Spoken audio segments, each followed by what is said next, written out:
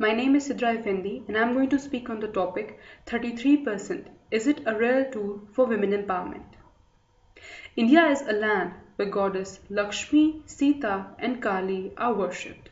It is the same land where 92 women are raped on an average every day. Around 10 million female fetuses have been aborted. The sex ratio is 927 girls for 1000 boys. Yet, there has been a delay of more than a decade in passing of the bill to reserve 33% of all seats in the Lok Sabha and in all state legislative assemblies for women. Only 10% women are seen in the political sphere when the female constitutes 48.27% of the total population in India. Gender equality is only a theory, and women are equal only in books.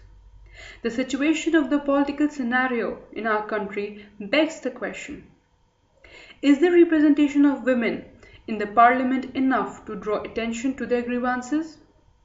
Won't the increased political participation of women help them fight the discrimination, abuse, and inequality they suffer from?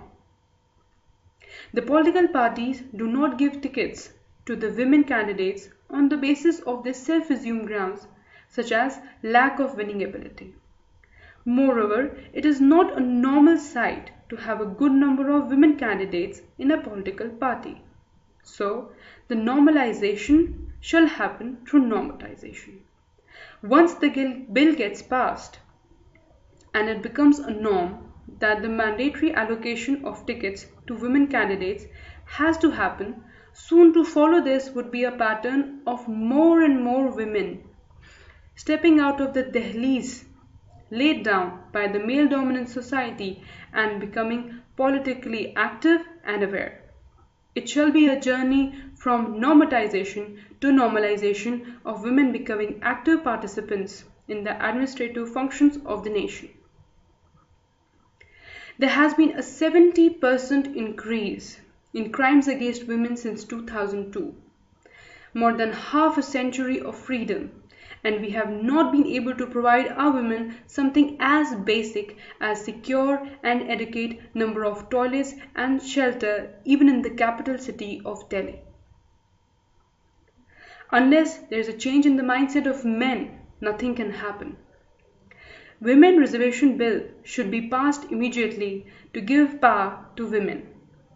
The demand for reservation is not a demand for privileges in the political sphere, but a right to accessibility.